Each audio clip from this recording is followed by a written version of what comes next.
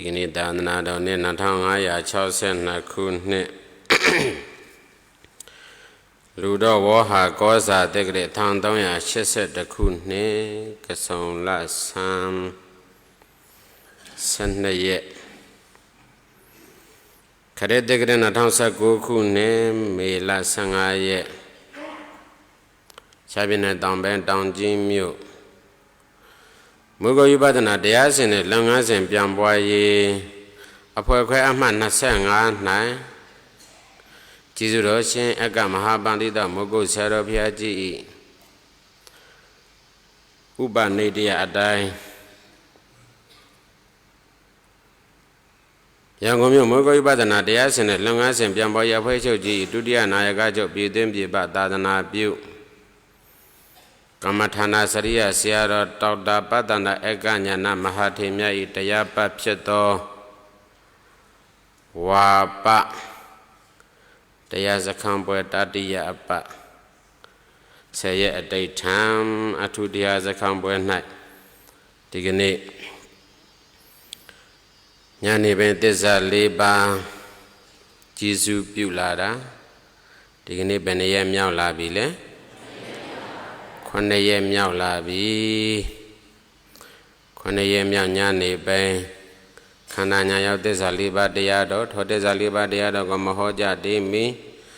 မနာကြတေးမီတရားတော်ဤပိုင်ရှင်ဖြစ်တော်မူသောတောင်းလုံးကထောထားတပ္ပညုမြတ်စွာဘုရားရှင်ကိုရောမြတ်ကြီးအားနမောတတ္တအစရှိသောကာထာဖြင့်တုံးကျင်ရွတ်ဆိုပူဆိုကြောကြရအောင်နမောတတ္တဘဂဝတောအရဟတောသမ္မာသမ္ဗုဒ္ဓတ္တနမောတတ္တဘဂဝတောအရဟတောသမ္မာသမ္ဗုဒ္ဓတ္တနမောတတ္တဘဂဝတောအရဟတောသမ္မာသမ္ဗုဒ္ဓတ္တတရားတော်၏ပိုင်ရှင်ဖြစ်တော်မူသောသုံးလောကထောထားတပ္ပညုမြတ်စွာဘုရားရှင်ကိုရောမြတ်ကြီးကိုနမောတတ္တသုံးခြင်းဖြင့်ရှိခိုးပူဇော်ပြီးတဲ့နောက်မှာကျေးဇူးတော်ရှင်အက္ကမဟာပရိဒမုဂ္ဂုဆရာတော်ဘုရားကြီး၏အတဏောညာတော်တွေကိုဥထက်မှာပန်းဆင်ပြီးတော့ကျေးဇူးတော်ရှင်အက္ကမဟာပရိဒမုဂ္ဂုဆရာတော်ဘုရားကြီးရေးစပ်တည်ကောင်းတော်မူခဲ့သောဖြစ်ပြသမျှသင်္ခါရဒုက္ခသစ္စာမှာအစရှိသောလင်္ကာဖြင့်ပူဇော်ကြရအောင်ဖြစ်ပြသမျှသင်္ခါရဒုက္ခသစ္စာမှာဖြစ်ပြမှုတွင်ငါကောင်းထင်ခင်မင်သမှုတရားမှာယုံနာအလုံးဖြစ်ပြရှောက်ဆုံးနိဗ္ဗာန်ချောက်ဆုံးမှုတွင်ဉာဏ်သက်ဝင်တည်မြင်မဲ့ဟုမှာသာဓုသာဓုသာဓု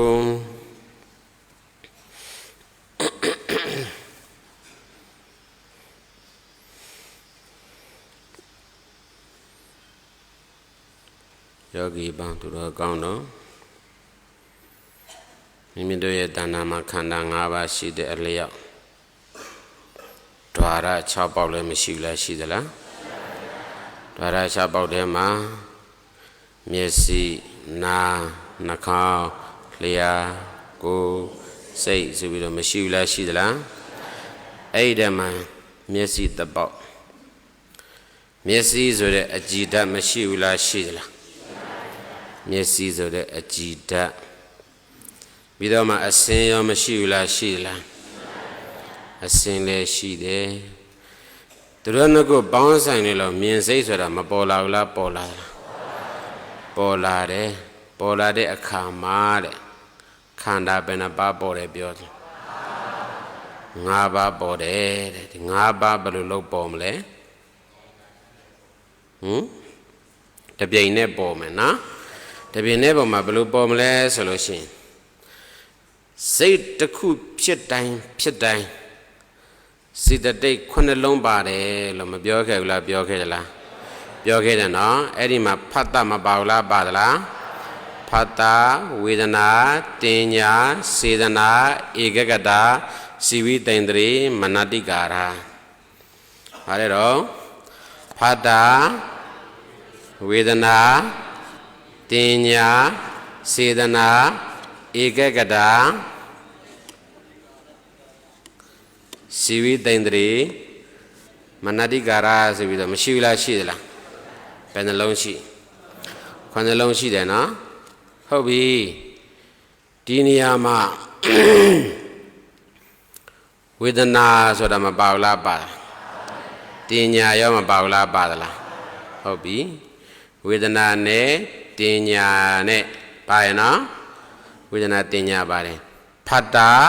တခြားလားစေတသိက်လားစေတသိက်ဖတ်တာဝေဒနာတင်ညာစေတနာရောမရှိဘူးလားရှိသလားဖတ်တာဝေဒနာတင်ညာစေတနာဧကဂတစီဝိတ္တန္တရေမနတိကာရာဆိုပြီးမရှိဘူးလားရှိသလားအဲ့လိုဆိုတော့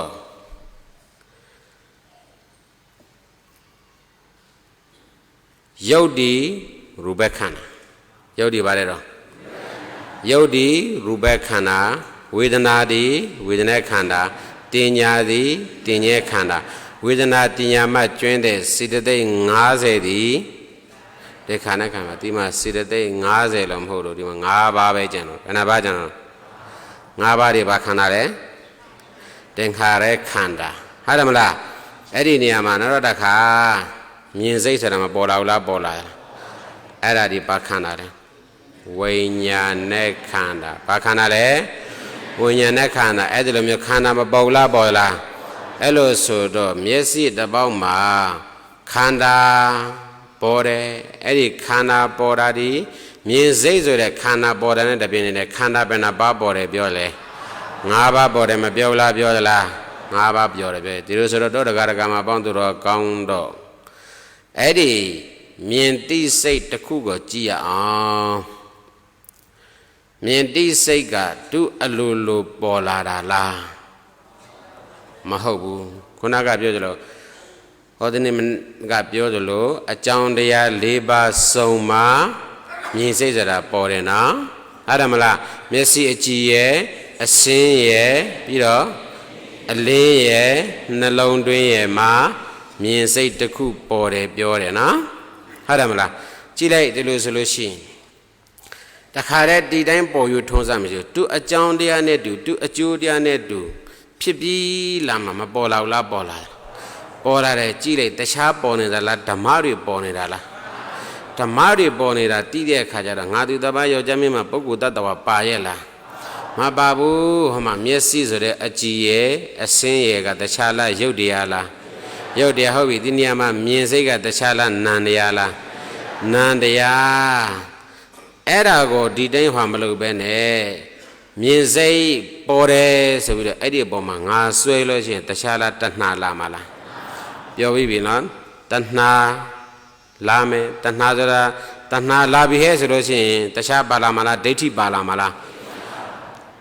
ဒိဋ္ဌိဆိုတာကလောဘမှုစိတ်မှာဖြစ်တာဒိဋ္ဌိဆိုတာဘာမှာဖြစ်တယ်လောဘမှုစိတ်မှာဖြစ်တဲ့ကြောင့်မလို့လောဘဆိုတာတခြားလားတဏှာလားတဏှာဖြစ်တဲ့ကြောင့်မလို့အဲ့လိုဆိုလို့ရှိရင်ဒိဋ္ဌိတွေမရှိနေလားရှိနေလားရှိနေတဲ့အခါကျတော့ငါလို့တွားယူလိုက်တယ်ငါသူတပတ်ရောငါမြင်တယ်သူမြင်တယ်ယောက်ျားမြင်တယ်မိန်းမမြင်တယ်ပုဂ္ဂိုလ်မြင်တယ်တ attva မြင်တယ်မျက်လုံးကထွက်ကောမထွက်ဘူးအစာရှိသေးတယ်မပါလာဘူးလားပါလာသလားတစီတတိုင်းဘသူကိုခင်တွယ်ပြီးတော့ဖြစ်လာတာတော့တဏှာကိုခင်တွယ်ပြီးတော့ဖြစ်လာတယ်ဘာကိုခင်တွယ်ပြီးဖြစ်လာတယ်လဲတဏှာကိုခင်တွယ်ပြီးဖြစ်လာတယ်ဘာကိုခင်တွယ်ပြီးတော့ဖြစ်လာတယ်လဲတဏှာကိုခင်တွယ်ပြီးတော့ဖြစ်တယ်အဲ့ဒါကြောင့်မလို့ဝေဒနာပြည့်စရာတဏှာကကြားထဲမှာမက်ထားပြီးတော့ဝေဒနာနိရောဓတဏှာနိရောဓပဋိစ္စသမုပ္ပါထွက်လန်းဆိုပြီးတော့ရအောင်မသွားမလားသွားမလားသွားမယ်ဆိုတော့ခန္ဓာတစ်ခုကိုကြည်လိုက်ပေါ်လာတဲ့ပေါ်ခန္ဓာတစ်ခုကိုကြည်လိုက်လို့ရှိရင်ဖြစ်ပြည့်ရှုရမယ်လို့မပြောလားပြောရလားဟုတ်ပြီဖြစ်ပြည့်ရှုရမယ်တော့များတော့အဖြစ်ကမြင်စိတ်ပေါ်လာတဲ့အမြာဒီအတိုင်းပဲတဏှာအဖြစ်ခံလိုက်တာလားဝေဒနာရောက်တဲ့အခါကျတော့ဝိပဿနာရှုလိုက်တာလား ဝိပဿနာရှုတာနေပါတယ်မမှီလိုက်ပါဘူးမှီလိုက်သလားမမှီလိုက်ပါဘူးစီမီးမရှိဘူးလားစီမရှိဘူးလားစီရှိတယ်စီရှိတော့မိစာမရှိဘူးလားမိစာပြီးမှသူတို့စီရဲ့မိစာရဲ့ပြီးတော့မှမိတောက်ဆိုတာမရှိဘူးလား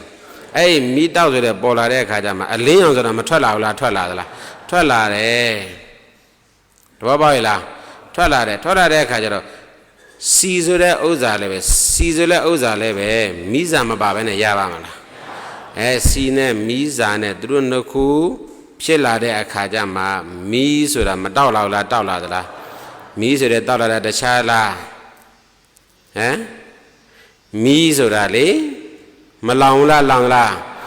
ပူလောင်တယ်မလားဒါပေမဲ့အလင်းရောင်ကိုသူမပေးဘူးလားပေးတယ်လားပေးတယ်မလားဟုတ်ပြီသူတို့ဆိုလို့ချင်းစီရဲ့မိစာရဲ့မိတောက်ရဲ့အလင်းရဲ့အဲ့ဒီအလင်းကိုရောက်တဲ့အခါမှာတခြားနဲ့တူသလားဝေဒနာနဲ့တူသလားဝေဒနာနဲ့တူတယ်မျက်စိနဲ့အဆင်းနဲ့တိုက်တော့မြင်စိတ်မပေါ်လားပေါ်သလားစက်ခုံစာရူပေစာဥပ္ပေစတိစက္ခုဝိညာဏတိဏ္ဍသင်္ခတိဖတ်တော်ဖတ်တာပစ္စယဝေဒနာဆိုပြီးလာတဲ့အတွက်ကြောင့်မလို့ဒီနေရာမှာအလင်းဆိုပြီးတော့မှဝေဒနာမပေါ်လာဘူးလားပေါ်လာသလားအဲ့ဒီဝေဒနာကိုမရှုတဲ့အခါကျတော့ရှုရမှာအဲ့ဒီအလင်းမှာဘယ်မှာရှုရမလဲအလင်းမှာရှုရတော့မှာအလင်းမှာဘယ်လိုရှုရမလဲဆိုရင်စီဆိုတာလည်းပဲမြဲရဲ့လားမိစာဆိုတာလည်းမြဲရဲ့လားမိတောက်ဆိုတာလည်းမြဲရဲ့လားဟုတ်ပြီအဲ့ဒီမိတောက်ရဲ့စီရဲ့မိစာရဲ့မှာမမြဲမမြဲတာဟုတ်တယ်မလားသူတို့ကမှီပြီးတော့ဖြစ်လာတဲ့အလင်းကတော့မြဲပါမလား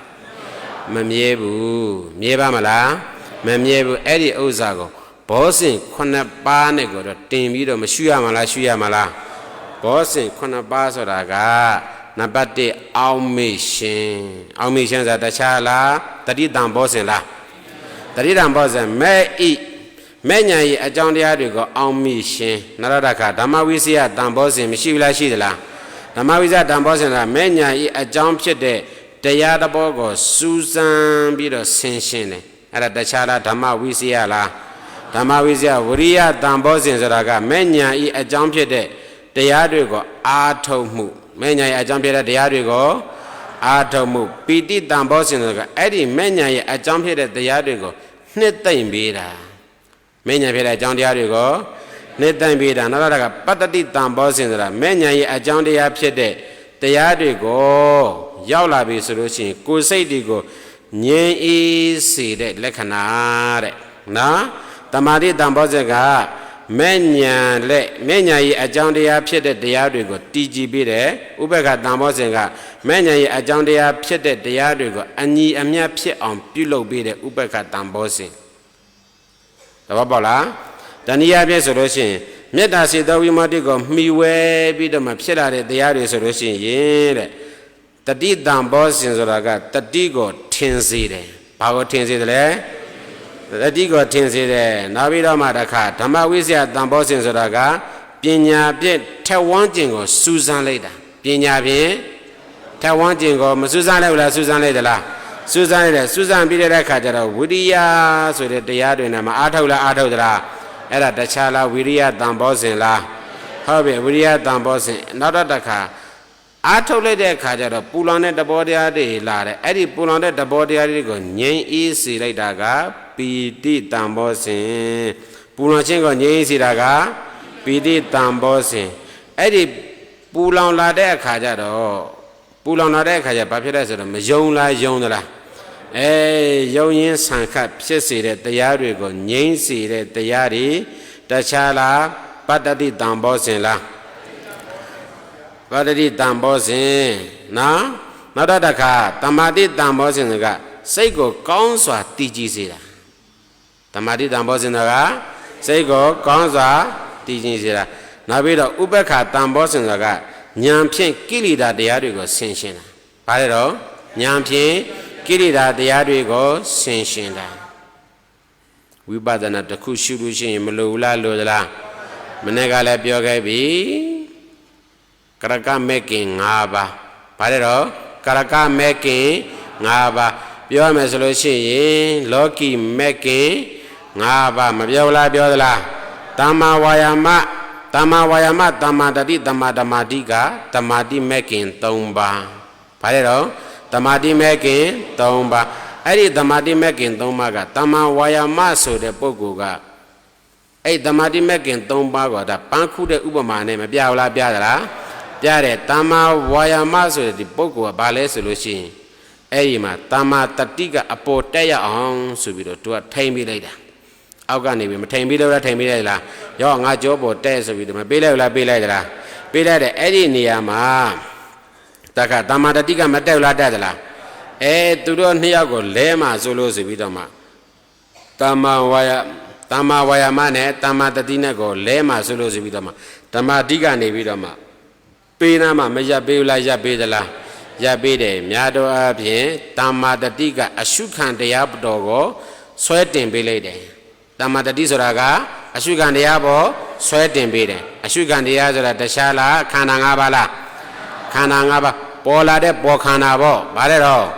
ပေါ်လာတဲ့ပေါ်ခန္ဓာကိုတမ္မာတတိကမဆွဲတင်ပေးလို့လားဆွဲတင်ပေးလိုက်သလားဆွဲတင်ပေးလိုက်တဲ့အဲ့ဒါလို့ဆွဲတင်ပေးလိုက်တဲ့အခါကျတော့ဘာဖြစ်လဲဆိုလို့ရှိရင်တမ္မာဝါယာမကအဲ့ဒီတမ္မာတတိဆွဲတင်ပေးလာတာကိုသူကအမြင်ကောင်းအောင်လို့ပြန်လုပ်ပေးလိုက်တယ်ဘာကောင်းလို့လဲအမြင်ကောင်းလို့အဲ့ဒါတွေအမြင်လာပြီလားမြင်လာပြီတည်ကြည်ပြီလားတည်ဖြစ်လာပြီလားဖြစ်လာပြီလားတမ္မာတတိကနေပြီးတော့မှအဲ့ဒီမြင်တဲ့ဥစ္စာတွေကိုလှုပ်မရှားအောင်ငြိမ်ပြီးတဲ့ဘာလဲတော့လှုပ်မရှားအောင်ငြိမ်ပြီးတဲ့အဲ့ဒီလိုငြိမ်ပြီးတဲ့အခါကျမှတမ္မာသင်္ကပ္ပကနေပြီးတော့ကောင်းစွာမစူးစမ်းလားစူးစမ်းသလားစူးစမ်းတော့ဟုတ်ပြီဆိုတဲ့အခါကျမှတမ္မာဒိဋ္ဌိကဆုံးဖြတ်ချက်ချလိုက်တယ်ဘာလဲတော့တမ္မာဒိဋ္ဌိကဆုံးဖြတ်ချက်ချလိုက်တယ်အဲ့ဒီမှာလောကီမက်ကင်၅ပါးမပြည့်စုံသွားလားပြည့်စုံသွားသလားပြည့်စုံသွားတာမလားအဲ့ဒါအလုံးမဲ့ကင်၅ပါးဘာ၅ပါးလဲအလုံးမဲ့ကင်၅ပါးအဲ့ဒါကြောင့်ကလကမဲ့ကင်၅ပါးလို့လည်းခေါ်တယ်ဘာတဲ့တော့ကလကမဲ့ကင်၅ပါးလို့လည်းခေါ်တယ်ပုပ္ပဘာကမဲ့လို့လည်းခေါ်တယ်ဘာလို့လဲခေါ်တယ်ပုပ္ပဘာကမဲ့လို့လည်းခေါ်တယ်ဘာဖြစ်လို့လဲဆိုတော့ဘုရားရှင်ကိုရောမြတ်ကြီးကမဲ့ကင်ကို၈ပါးဟောထားရတာနဲ့မဲ့ကင်ဘယ်နှပါးဟောထားလဲ၈ပါးဟောတာနဲ့ဒီနေရာမှာ၅ပါးတဲ့ဘာလို့ပြောတယ်လဲဆိုလို့ရှိရင်တရားအထုတ်နေတဲ့အချိန်မှာရှောင်ကြရမယ့်ဟာတွေရှိသလားပါဏာတိပါဒသူအတက်ကိုတတ်တာတော့ရှိသလားမရှိဘူးမလားတမ္မာအာစီဝတမ္မာကမ္မန္တတမ္မာဝါစာဆိုတာတိလမကင်နေမလားအဲ့ဒီတိလမကင်နေသူတော်ဘာတက်ကိုတတ်တာသူတော်ဘာဥစ္စာကိုခိုးတာသူများသားများကိုပြစ်မှားတာလိညာပြောဆိုတာတည်ရဲတောက်တာရှိသလားမရှိဘူးမလားမရှိဘူးဆိုတာဒါတွေလို့သလားလူမလူတော့ဘူးအဲ့ဒီခါမှာသောတပတ္တိမဲရောက်လာတဲ့အခါကျမှတိလမဲတကင်ကအလိုလိုလုံခြုံသွားတာဟုတ်တယ်မလားအလိုလိုလုံခြုံသွားတာသောတပန်ပုဂ္ဂိုလ်တယောက်ကိုလေဖယားကိုစွန့်ဖယားကိုမစွန့်ရင်နဲ့တတ်မယ်ဆိုလို့ရှိရင်အတိတာခံမယ်ဖယားကိုတော့ဘယ်တော့မှမစွန့်ဟုတ်တယ်မလားဟုတ်ပြီနော်ဒါလို့ဆိုလို့ရှိရင်မြင်စိတ်တစ်ခုကိုရှုတတ်ပြီလားရှုတတ်ပြီနော်ဒါလို့ဆိုလို့ရှိရင်မျက်စိအကြည့်အစင်ရုပ်တရားဖြစ်ပြီးမပြတ်သွားဘူးလားပြတ်သွားသလားပြတ်သွားမြင်စိတ်ကလည်းမပြတ်သွားဘူးလားပြတ်သွားသလားပြတ်သွားတယ်ဟုတ်ပြီရှင်နန္ဒကနဲ့ဘိက္ခုနီမ900ပါတယ်တော့ရှင်နန္ဒကပြောပြီးအောင်ရှင်နလန်ထဖြစ်နေဦးမယ်နော်ပါတယ်တော့ရှင်နလန်ထဖြစ်နေဦးမယ်အမေဘာတရားဟောလိုက်လေဖုံဖုံကရှင်နလန်ထဆိုလားဘာဆိုလားမတိပါဘူးဖြစ်မှာဆိုတော့နော်ဘာလဲတော့ရှင်နန္ဒကဘာလဲတော့ရှင်နန္ဒကကနေပြီးတော့မှရှင်နန္ဒကနဲ့ဘိက္ခုနီမ900မိရတော်ကောရိမယမှုရှိတဲ့ဘိက္ခုနီမ900ကရှင်နန္ဒကရဲ့တရားတော်ကိုနိုင်လို့ရှင်တဲ့အာတိတပြင်းပြရှင်နန္ဒကတရားတွေကိုဘာဖြစ်တော့နာရှင်တယ်နာရှင်လားနာရှင်သလားနာရှင်တဲ့အခါကျတော့ဘာလို့လဲဆိုတော့ဘုရားရှင်ကိုရောမြတ်ကြီးကိုဥပေတံမြင်နဲ့လျှောက်တာအရှင်ဘုရားတပည့်တော်တို့အကြောင်းကိုဘိက္ခုနီမအကြောင်းကိုတပါးကြတရားဟောလွှတ်ပေးပါဗျာဆိုတော့ဘုရားရှင်ကိုရောမြတ်ကြီးကအင်းလိုက်တယ်အဲ့ဒီမှာဇေတဝန်အကြောင်းမှာရှိနေတဲ့ယဟန်တန်ဃာတွေကိုအကုန်လုံးဓမ္မဂရိကဟောတတ်တဲ့တရားဟောကျွမ်းကျင်တဲ့ပုဂ္ဂိုလ်တွေကိုအကုန်လုံးခေါ်ပြီးတော့မပြောလားပြောသလားတရားဟောဖို့ပြောလိုက်တယ်လွှတ်လိုက်တဲ့အခါကျတော့လည်းပဲတပါးကြော်သွားတပါးကုံသွားတယ် ဘသူလေးရောက်လာလဲရှင်သန္တကလေးရောက်လာတယ်ဘသူလေးရောက်လာတယ်လဲရှင်သန္တကလေးရောက်လာတယ်အဲ့တော့ရှင်အနန္ဒာကနေပြီးတော့ရှင်သန္တကဒီကနေ့တရားပွဲတွေအရှင်ဘုရားဟောရမယ်လေအရှင်ဘုရားအနန္ဒာတပည့်တော်ကိုတီးခံခွင့်လွှတ်တော်မူပါဗျာတပည့်တော်အဝေးဆွမ်းခံသွားစားရှိလို့တဲ့ဘယ်ဆွမ်းခံသွားစားရှိလို့အဝေးဆွမ်းခံသွားစားရှိလို့တဲ့အဲ့နဲ့ရှင်သန္တကကိုကြော်သွားနောက်တော့ကတပါးထဟောကုံသွားနောက်တော့ကထားရောက်လာဘယ်သူလေးရောက်လာလဲရှင်နန္ဒကအလေးရောက်လာတယ်ဗါတယ်တော့ရှင်နန္ဒကအလေးရောက်လာတယ်နော်ဟိုမှာဆရာတော်ကြီးအတန်တော်ထဲမှာအဲ့ဒီရှေ့ကနေပြီးတော့တဂါကြီးကပြောပြီးတဲ့တဂါကြီးကဆူထားတာဘာဆူသားလဲကောရှင်နန္ဒကဘိက္ခုနီမ900ကိုဆိုပြီးတော့မှရေးထားတယ်ဆူထားတယ်ပေါ့နော်ပြောထားတာရှိတယ်ဩမေးပြီးတော့မှပြောပါတော့လားဟုတ်တယ်မလားရှင်နန္ဒကဗါတယ်တော့အေးမှားမှာဆိုလို့နော်ရှင်နန္ဒကလက်ရောက်လာတယ်ရှင်နန္ဒကလက်ရောက်လာတဲ့အခါကျတော့ရှင်အနန္ဒကနေပြီးတော့ရှင်အနန္ဒာဘုရားရှင်ကိုရောမြတ်ကြီးခိုင်းထားတာလေမိတုတော်ဂေါတမီကျောင်းကိုသွားပြီးတော့မှတရားဟောရမယ်ဒီကနေ့ကတော့အရှင်ဘုရားအလဲအရှင်ဘုရားတီးခံတော်မူပါဗျာဘုရားတပည့်တော်ဒီကနေ့တပိတ်ဖုတ်เสียရှိလို့ပါဗျာဆိုပြီးတော့မှမချောင်းလားချောင်းသလားဘာဖြစ်လို့ချောင်းပါလဲတခုသောဘဝမှာမိတုတော်ဂေါတမီအမှုရှိတဲ့900တော့ဘိက္ခုနီမတော်ဒီရှင်နန္ဒကရဲ့ကျင်ရတော်ဖြစ်ဖူးတယ်ဘာဖြစ်ဘူးလဲကျင်ရတော်ဖြစ်ဖူးတယ်တပ်ပညွတ်တာရွှေဉဏ်တော်ရတဲ့ဘုရားရှင်ကိုရောမြတ်ကြီးကလည်းသိတယ်ဟုတ်တယ်မလားသူ့လိုပရိဒါမေတ္တာမဲ့၄ပါးနဲ့ပြည့်စုံပြီးတော့မှတကောရာပြည့်စုံတဲ့ရှင်သာရိပုတ္တရာတော်ရှင်မဟာမောက္ကလန်တော်အစရှိသည်ဖြင့်အက္ကတဝကမဟာတောင်ကယဟနာပုဂ္ဂိုလ်ကြီးတွေကနေပြီးတော့မှရှင်သန္တကနဲ့ဘိက္ခုနီမ900တရားဟောရင်တာတွေ့လို့ရှိရင်ဘာပြောမလဲဆိုရှင်သန္တကတကူများမယ်ကွာအတိတ်ဘဝကတော်စပုဂ္ဂိုလ်တဲ့ပုဂ္ဂိုလ်တွေနဲ့အခုချိန်အထိတပြောင်းတပြောနဲ့ဖြစ်နေမှာဆိုလို့ဖြစ်နေပါလားလို့အပြောခံရမှာဆိုလို့ရှင်သန္တကတရားဟောရဲ့လားမဟောဘူးနောက်တော့တခါရှင်သန္တကကိုကြော်သွားပြီးတော့နောက်တော့ပါပြန်ပြီးတော့ဟောပါတယ်တော့ဟောဆိုတာတပါးဟောနောက်တစ်ပါးထဟောနောက်တစ်ပါးထဟောပြောတာဟောဟဲမဟုတ်ပါဘူးအဲ့တော့ဟောဟဲမဟုတ်ဘူးဟောဒီတစ်ပါးဟောပြီးနောက်တစ်ပါးဟောနောက်တစ်ပါးဟောဓမ္မဂတိကတည်းမကုံသွားဘူးလားကုံသွားသလားဟုတ်တယ်တချမ်းနဲ့တွေးမှဆိုလို့အတိတ်ပြန်ပြောပေးရသေးတယ်ဗါတယ်တော့တချမ်းနဲ့ပြောမှဆိုလို့ဟုတ်တယ်မလားဒီကဟောပြောတာဟောဟဲများကြားရင်ဒုက္ခလို့ဆိုပြီးပြန်ပြောပြတာဟုတ်တယ်မလားတပါးဟောနောက်တရက်တပါးထဟောနောက်တရက်တပါးထဟောနောက်တရက်တပါးထဟောဓမ္မဂတိကကုံသွားတယ်ရှင်သန္တကလှည့်ရောက်လာပြီဘယ်လိုလှည့်ရောက်လာတယ်လဲ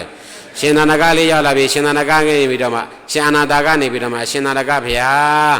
ဒီကနေ့အရှင်ဘုရားအလှဲ့ပါဘုရားဆိုတော့အရှင်ဘုရားတီးခံတော်မူပါဘုရားဘုရားတပည့်တော်ဒီကနေ့တင်ကန်းချုပ်เสียရှိလို့ပါဘုရားလို့မပယ်ဘူးလားပယ်သလားပယ်တဲ့အခါကျတော့ရှင်အာနန္ဒကနေပြီးတော့မှနောက်ထပ်တပါးရှင်နန္ဒကကိုကြော်သွားပြီးတော့မှနောက်ထပ်တပါးထဟောနောက်တရက်တပါးထဟောဟုတ်တယ်မလားနော်တပါးထဟောဓမ္မဂရိကတွေကုံသွားပြီရှင်သန္တကလေးရောက်လာပြီဘယ်သူလေးရောက်လာတယ်လဲရှင်သန္တကလေးရောက်လာပြီရှင်သန္တကတေလောက်ရတဲ့ကအဲ့ဒီနေကြတော့ဗာလဲဆိုတဲ့အခါကျတော့ဘုရားရှင်ကိုရောမြတ်ကြီးကရှစ်သားအနန္ဒာဒီကနေ့ဘိက္ခုမိရတော်ဂေါတမီအမှုပြတဲ့ဘိက္ခုနီမ900ကျောင်းကိုတရားတော်ဟောမှာဘယ်သူလေးတောင်းဟဲလို့မေးတဲ့အခါကျတော့ရှင်နန္ဒကအလှဲ့ပါဗျာရှင်နန္ဒကဒီသူ့အလှဲ့ရောက်တဲ့အဝေးကိုဆွမ်းခံသွားเสียရှိလို့ပါဖျားဆိုပြီးတော့မှရှောင်ကွင်းတော့ပါတယ်ဖျားနောက်တစ်ကြိမ်တပိတော့တပိတ်ဖုတ်เสียရှိလို့ရှောင်ကွင်းသွားပါတယ်ဖျားနောက်တစ်ကြိမ်တပိတော့တင်ကန်းဆိုးเสียရှုပ်เสียရှိလို့ရှောင်ကွင်းသွားပါတယ်ဖျားဆိုတော့အခုသူ့အလှဲ့လားမှန်ပါဖျားသွားခေါ်ရှိငါဖျားရှင်ကိုရမြတ်ကြီးအမိတ်နဲ့ရှင်နန္ဒကမလာဘူးလားလာရသလား လာရတယ်ဘုရားရှင်ရဲ့အမိန့်ဆိုတော့တပိတ်ဖုတ်เสียရှိလို့ပြောလို့ရရဲ့လားမရဘူးသင်္ကန်းရှုပ်เสียရှိလို့ပြောလို့ရရဲ့လားအဝေးဆွမ်းကသွားစားရှိလို့ပြောရလားရရဲ့လားမရဘူးရှတနန္ဒကတင်းရဲ့နှမတော်တွေဖြစ်တဲ့မိရတော်ဂေါတမီအမှုပြုတဲ့ပိက္ခုနီမှာ900ကိုတရားတော်ဟောရှိလို့ပြောလိုက်တော့မှမှန်ပါဖျားဆိုပြီးရှင်နန္ဒက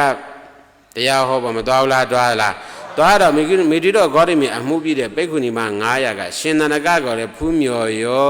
ပြုံနဲ့အဲ့တော့ပြုံနဲ့ဘာလို့ပြုံလဲတိလားတရားနာရတော့မင်းငါတော့နာရှင်နာကရှင်နန္ဒကအရှင်ဘုရားရဲ့တရားတော်ကိုနာရတော့မင်းအရှင်ဘုရားတပည့်တော်ကိုဘယ်လိုတရားမျိုးဟောမှာလဲရှင်နန္ဒကရဲ့တရားကိုနာရဖို့သူတို့ဝမ်းမမြောက်လားဝမ်းမြောက်သလားဘာဖြစ်လဲရှင်နန္ဒကတရားကိုနာရှင်တို့အာတိတမဖြစ်လားဖြစ်သလားဘယ်လိုအာတိတဖြစ်တယ်လဲဆိုလို့ရှိရင်လေငါတော့များရှင်နန္ဒကတရားကိုနာရလာလို့ရှိရင်ငါတော့ကသောတာပန်အဆင့်သူကတဂရကအဆင့်ငါတော့ကအနာဂံအဆင့်ထိရောက်မှတရှုကလိမဲ့လိဖို့ရပြီးတော့မှယဟန္တာမကြီးဖြစ်အောင်ဖြစ်သွားမှတေချာပါတယ်သူတို့ရဲ့အာတိတမအဲ့လိုမပြင်းပြနေဘူးလားပြင်းပြနေတယ်လားပြင်းပြနေတယ်ပြင်းပြနေတဲ့အခါကျတော့ရှင်နန္ဒကလည်းကြွလာရောရှေးစေးတဲ့သူကရှေးစေးပြီးရှေးတုတ်တဲ့သူကရှေးတုတ်ပြီးပေးလားပေးသလားပေးတယ်ပေးပြီးတဲ့အခါကျတော့မှရှင်နန္ဒကနေပြီးတော့မှတရားဟောပလင်ပုတ်မှာထိုင်ဗါတယ်တော့တရားဟောပလင်ပုတ်မှာထိုင်နေတယ်ထိုင်ပြီးတော့ဗာမေးလဲဆိုတော့ရှင်နမတော်ဖယားဗါတယ်တော့ဖယားရှင်နမတော်ဖယားငါဒီတင်တော့ကအမေးအဖြေလုပ်ပြီးတော့မှတရားဟောမယ်ဟာမေးတဲ့ဥစ္စာကိုတိတာကိုတိတယ်လို့ဖြေမတိဘူးဆိုမတိဘူးလို့ဖြေဒီအကြောင်းတရားတွေနားမလည်ဘူးဆိုလို့ရှိရင်အရှင်ပြဒါလေးတော့နားမလည်ပါဘူးလားဆိုပြီးတော့ထပ်မေးလို့ရတယ်အဲ့ဒါလို့ခွင့်မပေးလားခွင့်ပေးသလားခွင့်ပေးတဲ့အခါကျတော့ပိက္ခုနီမှာ900တွေကဝမ်းမြောက်ဝမ်းဒါဖြေလို့အရှင်ပြတပည့်တော်ဝမ်းမြောက်လာပါပြီဖေအရှင်ပြကဘုရားတပည့်တော်ကိုပွန့်လင်းမေးပြီးတော့မှမေးလိုက်ဖြေလိုက်မေးလိုက်ဖြေလိုက်တပည့်တော်မသိစရာရှိလို့ရှိရင်အရှင်ပြစီမေးခွင့်ပြုတာတပည့်တော်ဝမ်းမြောက်ဝမ်းဒါဖြေရဘာဘီဖျားဆိုပြီးတော့မှပီတိမဖြစ်ဘူးလားဖြစ်သလားဖြစ်တယ်မဟုတ်လားအဲ့ဒီကျေးဇူးတော်ရှင်အက္ခမဟာပဏိတမိုးကုတ်ဆရာတော်ဘုရားကြီးကလည်းပဲတဲ့ရှင်နန္ဒကနဲ့ပိက္ခုနီမှာ900တရားဟောပုံဟောနည်းကိုယူပြီးတော့မှမဟုတ်လားဟောသလားဟောတယ်မလားဟောတဲ့အကြောင်းအတွက်ကြောင့်မလို့ဘာဖြစ်လို့အပေါ်ကဆရာတော်ကတခွန်းအောက်ကဓမ္မဂတိကအောက်ပါဘူးယောဂီတွေကတခွန်းဟာတဲ့တော့အောက်ကယောဂီတွေကတခွန်းအပေါ်ကဆရာတော်တွေကတခွန်းအဲ့လိုဖြစ်နေတာမလားဗာမေးလဲဆိုတော့ပါကိနိနမတော်ဗါတဲ့တော့ပါကိနိယောရှင်နမတော်ငါတော့ကိုယ်၌ရှိသောမျက်စိသည်မြဲတယ်လို့မမြဲတယ်လို့ဆိုတော့ပိက္ခုနီမှာ900တော့ကမမြဲပါဖယားမမြဲတော့မျက်စိသည်ဆင်းရဲတယ်လို့ချမ်းသာတယ်လို့မိလိုက်တဲ့အခါကျတော့ဘယ်လိုဖြစ်မဲထင်တယ်လဲဆင်းရဲပါတယ်ဗျာဖောက်ပြန်ပြောင်းလဲတည်မမြဲ၍ဆင်းရဲတတ်ဖြစ်ပြနေတော့ဤသဘောတည်းရှိ၏ဖောက်ပြန်ပြောင်းလဲတည်မမြဲ၍ဆင်းရဲတတ်ဖြစ်ပြနေတော့သောတဘောကိုဤဟာငါဤမျက်စိငါဖြစ်၏ငါဤမျက်စိသည်ငါဤကိုယ်တည်လောဤတော့မှတ်ထင်ရှုမြင်ခြင်းဟာတင့်ပါမည်လောမတင်ပါဖယားလို့မဖြေလိုက်ဘူးလားဖြေလိုက်သလားဖြေလိုက်တယ်မဟုတ်လားအဲ့ဒါလို့ဖြေလိုက်တဲ့အခါကျတော့ဟုတ်ပြီရှင်နမတော်ဝမ်းသာတယ်သူတို့ဆိုတော့တော်တကာမှာပေါင်းသူတော်ကောင်းတော့ဥစဉ်ကရှင်နန္ဒကနေရာကနေမယ်တော်တကာမှာပေါင်းသူတော်ကောင်းတော့ကပိက္ခုနီမှာ900ကနေကောင်းဘူးလားပွဲမဝေခင်အပြင်မှာအစမ်းလေးကျင့်ကြတာဗောဒီအတိုင်းတော့မရဘူးနော်လက်အုပ်ကလေးတွေရှိမျက်စိတွေမှိတ်မိဘကပေးတဲ့ကံမျက်စိတွေအကုန်မှိတ်ညာမျက်စိတွေကိုခန္ဓာမှာညာစိတ်ညာမျက်စိနဲ့ခန္ဓာကိုကြည်ပြီးပြီလားကြည်ပြီးပြီနော်ဟုတ်ပြီခန္ဓာမှာညာစိတ်ထားဗါတယ်တော့ခန္ဓာမှာညာစိတ်ထားမျက်စိမဖွင့်နဲ့နော်ဗါတယ်တော့တလုံးဒီလည်းမဖွင့်နဲ့နှလုံးလည်းမဖွင့်နဲ့နော်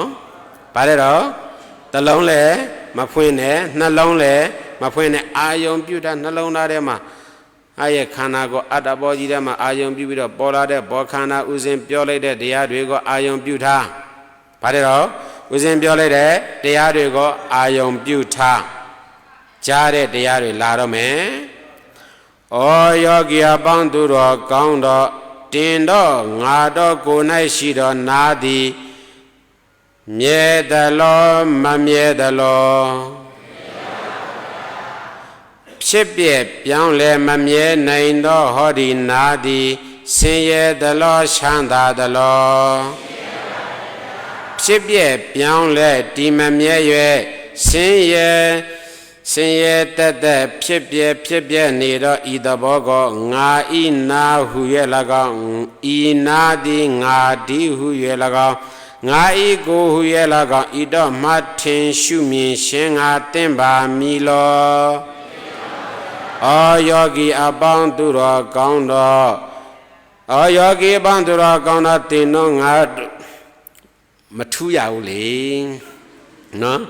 ထူးတော့ဒီမှာဘယ်လိုလုပ်ပြီးတော့ဟောလို့တော့မလဲအာယုံပြုထားအာယုံပြုထားဩယောဂီအပေါင်းသူတော်ကောင်းတော်တင်တော့ငါတော့ကိုယ်၌ရှိတော်မျက်စိသည်မြဲသလောမမြဲသလောမမြဲတော်မျက်စိသည်ဆင်းရဲသလောချမ်းသာသလောဟောပြန်ပြောင်းလဲဒီမမြဲ၍ဆင်းရဲတက်ဖြစ်ပြနေတော့ဤသဘောတည်းရှိ၏ဖောက်ပြန်ပြောင်းလဲဒီမမြဲ၍ဆင်းရဲတက်ဖြစ်ပြနေတော့ထောတဘောကိုဤဟာငါဤမျက်စိငါဖြစ်၏ဤမျက်စိသည်ငါဤကိုယ်တည်းဤသောမှတ်ထင်ရှုမြင်ရှင်းငါသင်ပါမည်လောဩယောဂီအပေါင်းသူတော်ကောင်းတော်တင်တော့ငါတော့ကိုယ်၌ရှိသောနှာခေါင်းဒီမြဲသလောမမြဲသလောဖြစ်ပြပြောင်းလဲမမြဲနိုင်တော့ဟောဒီနှာခေါင်းဒီဆင်းရဲသလောချမ်းသာသလောဖြစ်ပြပြောင်းလဲဒီမမြဲရဲ့ဆင်းရဲတက်ဖြစ်ပြနေတော့ဤသဘောကိုငါဤနှာခေါင်းဟုရဲ့၎င်းဤနှာခေါင်းဒီငါတီဟုရဲ့၎င်းငါဤကိုဟုရဲ့၎င်းဤတော့မှတ်တင်ရှုမြင်ခြင်းကသင်ပါမည်လော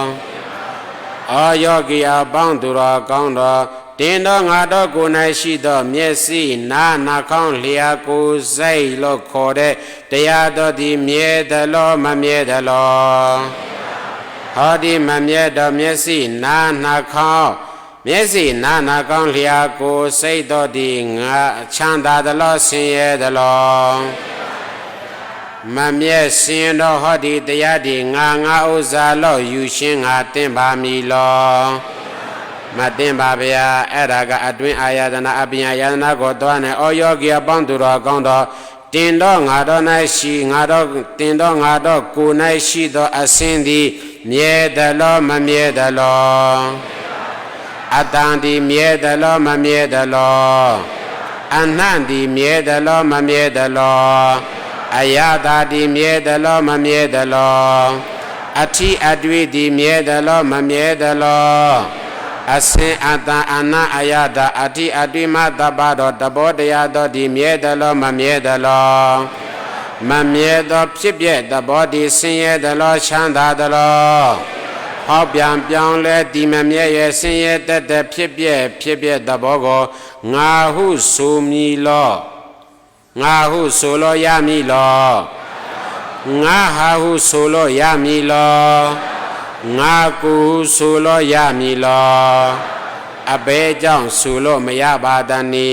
တပိတော်မတော်ဒီရှိဥစွာကပလင်အပြန်ပဖြစ်သောစိတ်ဤတရားအာယုံ6ပါးတော်ဒီဖြစ်ပြနေတော့တဘောတိဟုရဲ့ဟုတ်တိန်မှန်ရာဉာဏ်ပညာဖြင့်ကောင်းစွာမြင်ပြဖြစ်ပါတည်းရှင်ဗျာသာတုဤ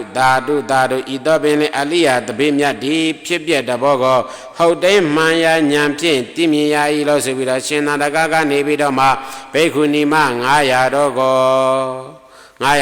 ဟောကြားလိုက်တယ်နောက်တကရှင်သာတကကနေပြီးတော့ဘိက္ခုနီမ900တော်ကိုပါကိနီရှင်နာမတော်တင်တော့ငါတော့ကိုယ်၌ရှိသောနှာခေါင်းဒီ၎င်းလျှာဒီ၎င်းတကူလုံးဒီ၎င်းစိတ်ဒီ၎င်းမြဲတယ်လို့မမြဲတယ်လို့မေးတယ်ဟုတ်တယ်မလားအဲ့ဒါကြောင့်သောတဂရကမှာပေါင်းသူတော်ကောင်းတော့ တင်းတော်ငါတော်ကိုယ်၌ရှိသောနှာခေါင်းဒီလကောင်လျာဒီလကောင်တကူလုံးဒီလကောင်စိတ်ဒီလကောင်မြဲတယ်လို့မမြဲတယ်လို့ဖြစ်ပြပြောင်းလဲမမြဲနိုင်သောမျက်စိနားနှာခေါင်းလျာကိုယ်စိတ်သဘောတည်ဆင်းရဲတယ်လို့ရှမ်းသာတယ်လို့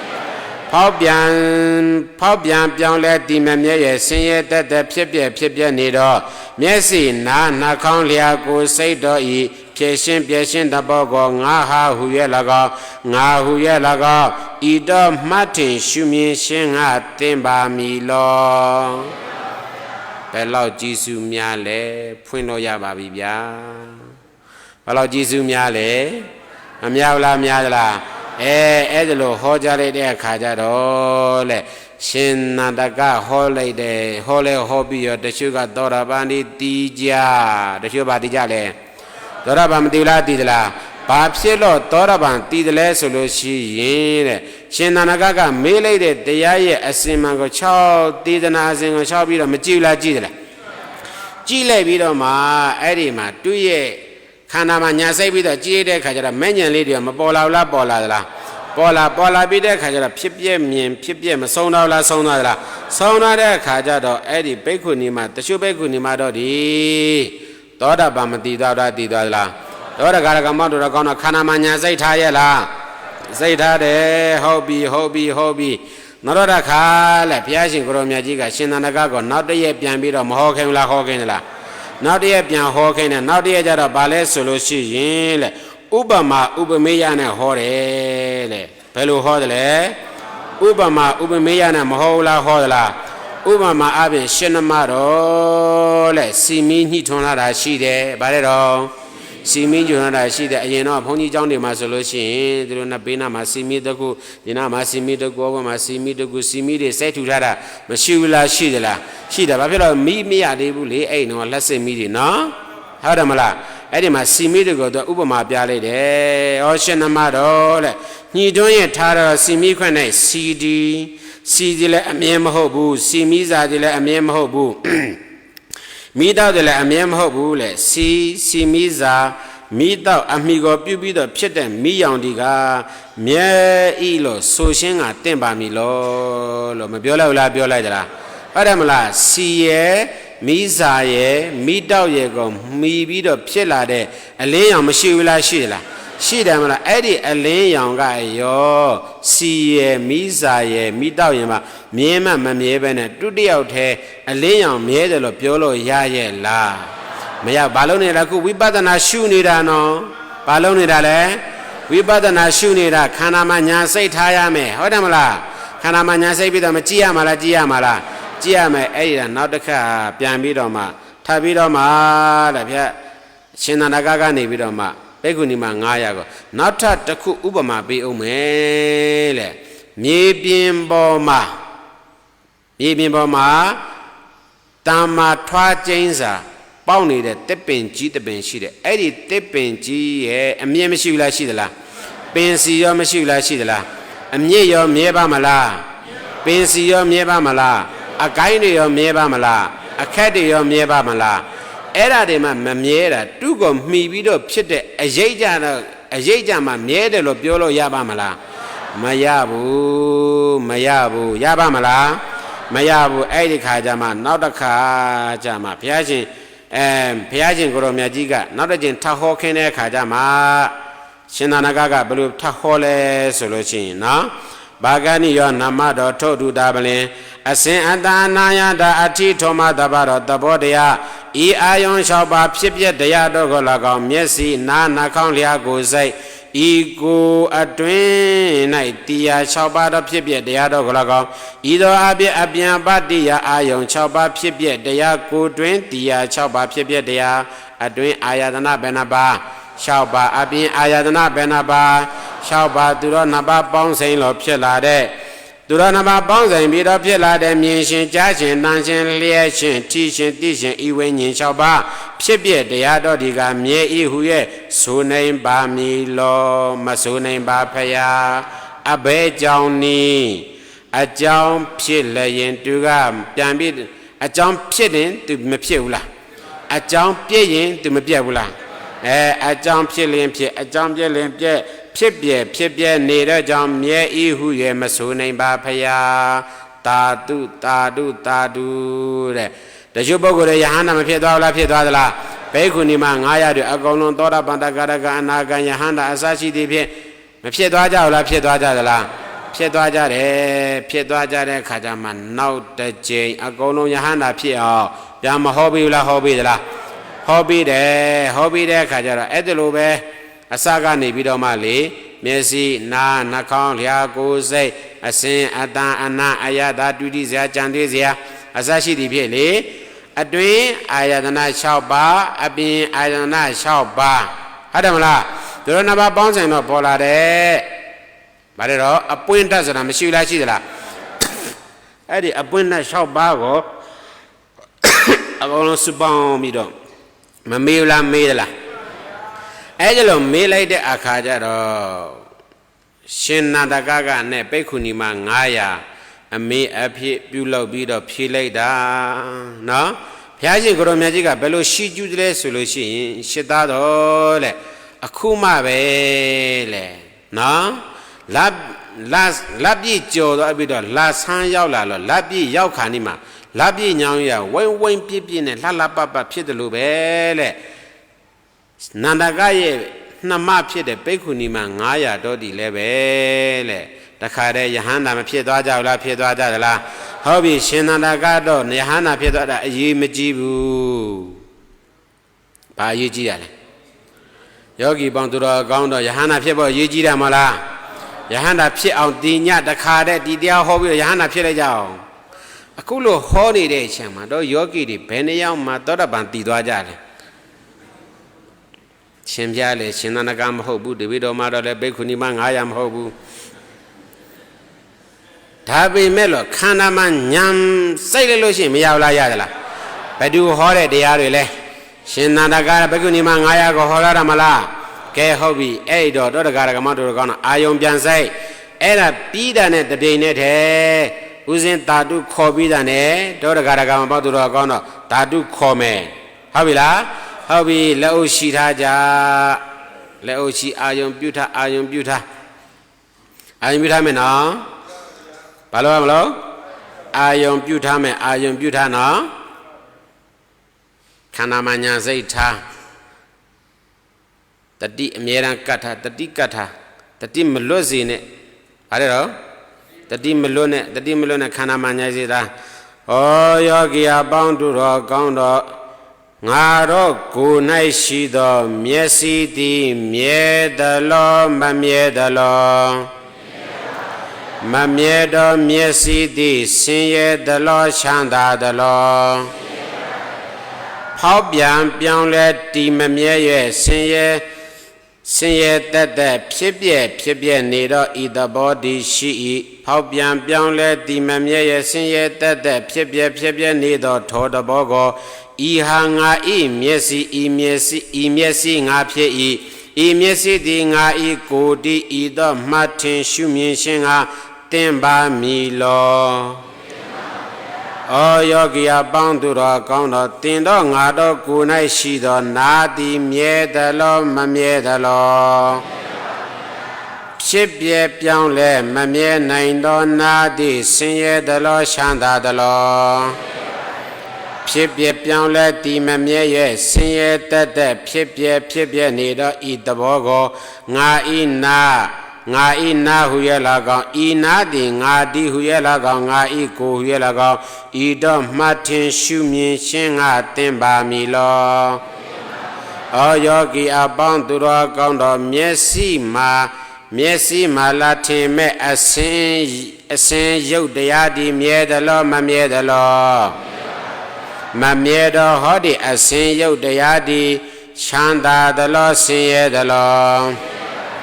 ဟောပြန်ပြောင်းလဲဒီမမြဲရဲ့ဆင်းရဲတက်ဖြစ်ပြနေသောဤသဘောတည်ရှိ၏ဖောက်ပြန်ပြောင်းလဲဒီမမြဲရဲ့ဆင်းရဲတက်ဖြစ်ပြနေသောထောတဘောကိုဤဟာဒီငါဤအစင်သည်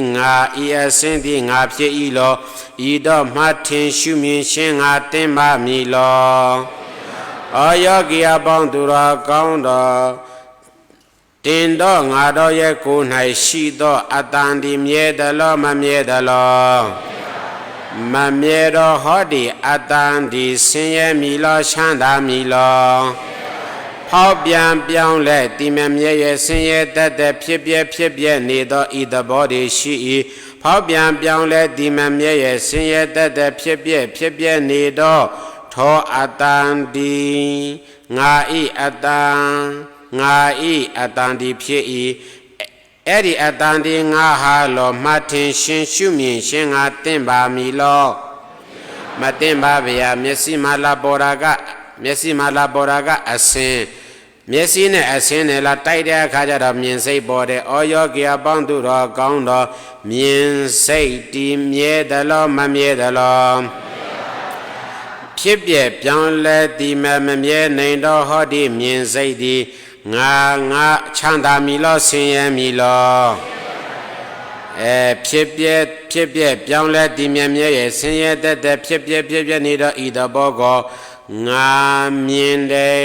လို့ယူလို့ရပါမီလောဟောယောဂီအပေါင်းသူတော်ကောင်းတော်တင်တော်ရဲ့တန်၌လျာဒီရှိမြဲတယ်လို့မမြဲတယ်လို့မမြဲတော့ဟောဒီလျာဒီချမ်းသာမီလို့ဆင်းရဲမီလို့မမြဲတော့ဖြစ်ပြသဘောဒီမမြဲသောဖြစ်ပြသဘောမမြဲသောဖြစ်ပြသဘောသည်ဆင်းရဲသလားချမ်းသာသလားဖောက်ပြန်ပြောင်းလဲဒီမမြဲရဲ့ဆင်းရဲတဲ့ဖြစ်ပြသဘောကိုငါဟုဆိုမီလောငါဟာဟုဆိုလို့ရမီလောမရပါဗျာတာတုကဲယောဂီပေါင်းသူတော်ကောင်းတဲ့အဲ့ဒါလို့ဆိုတော့ပေါ်လာတဲ့ပေါ်ခန္ဓာတွေကမြဲသလားမမြဲဘူးလားမမြဲဘူးဟုတ်တယ်မလားအဲ့ဒီမမြဲတဲ့တရားတွေကိုချမ်းသာတယ်လို့ပြောမလားဆင်းရဲတယ်လို့ပြောမလားဆင်းရဲမယ်ဆင်းမြဲလဲမမြဲဘူးဆင်းလဲဆင်းရဲတယ်ဟောဒီခန္ဓာကိုယ်တွင်မှာပေါ်လာတဲ့ပေါ်ခန္ဓာကိုငါဟာငါဥစ္စာလို့ယူလို့ရပါမလားဟုတ်ပြီတော့တကမပေါင်းသူတော်ကောင်းတော့ခန္ဓာမှာညာစိုက်ပြီးတော့ဖြည်တဲ့အတွက်ကြောင့်မလို့ယထာပုဒ္ဒညာတွေမရဘူးလားရသလားနိဗ္ဗိန္ဒညာတွေတော့မဖြစ်လာမလားဖြစ်လာမလားမဲ့ညာရောမပေါ်လာမလားပေါ်လာမလားဖြစ်ပြမုံဖြစ်ပြဆုံးပြီးတော့မှဘာတွေတော့သောတာပတိမဲ့ညာမရနိုင်မလားရနိုင်မလားအဲ့ဒါကြောင့်မလို့ပဲခန္ဓာပေါ်ပါလို့ရမယ်ဖြစ်ပြကပါတစ္ဆာရှုတဲ့မြင်တဲ့ဉာဏ်ကပါတစ္ဆာအကြောင်းတရားတွေတည်ရတာကပါတစ္ဆာနောင်ခန္ဓာမလစသိယုတ်သိမ်းသွားတာကပါတစ္ဆာကိုယ်တိုင်တစ္ဆာတရား၌တစ္ဆာတရားနှလုံးသွင်းပြီးတော့မှကျင့်ကြံကြိုးကိုပွားများအားထုတ်ကြပါလို့တိတ်တွင်းနဲ့ကဲတာတု3 ကြိမ်ခေါ်တော်ကြမယ်